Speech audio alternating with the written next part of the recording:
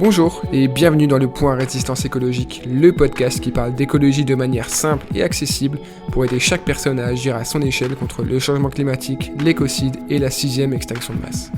Je m'appelle Brice Schwartz et chaque semaine j'explore les solutions qui peuvent aider l'humanité à faire face à la plus grande crise de son histoire. Ici, pas d'écologie des petits gestes, d'idéologie ou de greenwashing. On aborde les problématiques qui font du 21e siècle le siècle des menaces et on met en lumière les réponses les plus réalistes. Trop souvent, l'écologie est considérée à tort comme le problème des générations futures, quelque chose de compliqué qui ne dépend pas de nous. C'est maintenant que tout se joue, et nous avons toutes et tous un rôle à jouer. En avant. Alors que l'année 2020 s'achève, c'est déjà le 8e épisode du podcast. Cela faisait des années que je voulais lancer un projet en lien avec l'écologie et que je réfléchissais à créer mon propre podcast. Plusieurs dizaines d'heures de travail et des centaines d'écoutes plus tard, ce projet est désormais bien concret. Alors avant tout, merci à toi d'écouter ce podcast, ton intérêt et ton engagement me font vraiment chaud au cœur. Parfois, dans la lutte écologiste pour la sauvegarde du vivant, et du non-vivant d'ailleurs, on se sent seul. Seul face à un système toujours plus massif qui paraît ne reculer devant rien. Seul face à des gens qui ne semblent pas comprendre les enjeux de notre époque, ou qui font semblant de ne pas comprendre pour pouvoir continuer à vivre comme si de rien n'était. Seul face à des sujets extrêmement complexes que je traite dans des épisodes de podcast de 10 à 20 minutes, alors que l'on pourrait en parler pendant des dizaines d'heures pour vraiment creuser chaque thème. Car même si un véritable soulèvement est en cours, chez les jeunes, certains médias, des entreprises, les associations, le consensus scientifique, pas mal de mouvements et toute une génération, les actualités quotidiennes nous rappellent l'urgence climatique et environnementale. Ce podcast, c'est ma manière d'agir à mon échelle. C'est l'une des solutions que j'ai mises en place pour faire ma part, même si je ne suis pas un grand partisan du colibrisme. Toi aussi, si tu le souhaites vraiment, tu peux dédier quelques heures de tes semaines à la cause. Si tu n'as pas le temps, tu peux au moins faire un don de quelques euros à un organisme en lequel tu as confiance.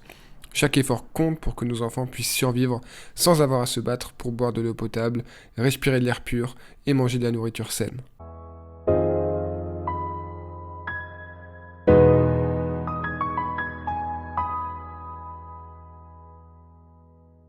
Au moment où j'enregistre ce podcast, la crise sanitaire du Covid-19 dure depuis presque un an. Au cours de cette année, nous avons toutes et tous beaucoup appris, sur le monde, sur nous, sur tout. Mais cette crise n'est rien à côté des crises que nous devrons traverser au cours du XXIe siècle. Alors il y a de quoi s'inquiéter quand on voit certaines décisions, réactions et actions dans cette crise actuelle. L'humain a toujours survécu jusqu'à présent et il n'a laissé aucune crise l'éradiquer. Mais jamais nous n'avons fait face à une telle situation. Il n'y a qu'en travaillant sur nous-mêmes, en discutant, en débattant, en agissant, en faisant de la pédagogie et en devenant résilients que nous réussirons. Si le capitalisme doit y passer, alors nous créerons un nouveau système socio-économique. Si le progrès technologique doit s'arrêter ou faire demi-tour, nous ferons le nécessaire pour s'adapter. Si seule la violence peut nous sauver de l'élite aveuglée par l'argent, alors nous deviendrons plus radicaux. A l'inverse, si c'est l'amour qui nous sauvera, nous ouvrirons nos cœurs comme jamais auparavant.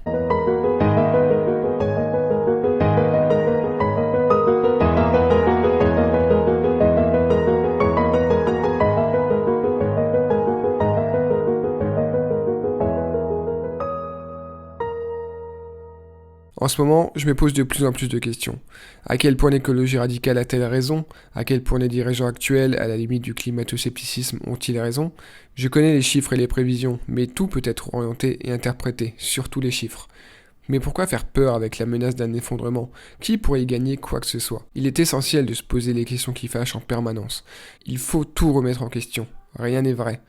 Ce n'est pas parce qu'une étude scientifique annonce un résultat qu'il est la vérité absolue. Ce n'est pas non plus parce qu'un organisme international reconnu ou un expert déclare quelque chose que c'est nécessairement vrai. Il faut toujours comparer les sources, apprendre à se fier aux bons médias, aux bonnes personnes, aux bonnes sources en général. Et une dernière chose, la plupart des climato-sceptiques et des climato-négationnistes, globalement les personnes qui doutent du changement climatique et des risques associés ou qui ne sont pas convaincus que c'est l'homme qui joue un rôle majeur dans le changement climatique actuel, ces personnes ne sont pas mal intentionnées, elles sont juste mal informées. Il convient donc d'agir avec bienveillance, pédagogie et patience pour expliquer les constats de manière objective, sans brusquer, ni juger, ni mépriser. Si au repas de Noël, avec ta famille, en tête-à-tête avec tes amis au réveillon, ou même au sein de ton couple, tu souhaites amener le sujet pour sensibiliser, fais-le avec douceur mais avec confiance. personne n'aime recevoir des conseils non sollicités, des leçons de morale, et surtout que l'on remette en question toutes ses valeurs et son existence. Alors, vas-y avec des pincettes. N'hésite pas à envoyer des sources, des articles, des vidéos ou même des livres pour appuyer tes arguments. Souvent, ça peut faire la différence. Je te dis tout ça parce que je sais ce que c'est de désirer plus que tout au monde que chacun prenne conscience de ce qui se passe et de son rôle. Alors, si ça peut t'aider. Et au passage, si toi, tu veux m'aider, parle de ce podcast à ton entourage, laisse-moi un avis sur Apple Podcast ou iTunes et abonne-toi. Merci d'avoir écouté cet épisode jusqu'au bout. Si tu es encore là, c'est que ce sujet t'a touché et que tu aimerais sans doute en savoir plus. Alors, je te donne rendez-vous dans les notes de ce podcast pour aller découvrir des ressources qui vont te plaire. Pour soutenir ce projet, le plus simple, c'est de me laisser une note et un avis sur ta plateforme de podcast préférée et d'en parler autour de toi. C'était le point résistance écologique. Je te donne rendez-vous dans le prochain épisode pour avancer ensemble dans la lutte.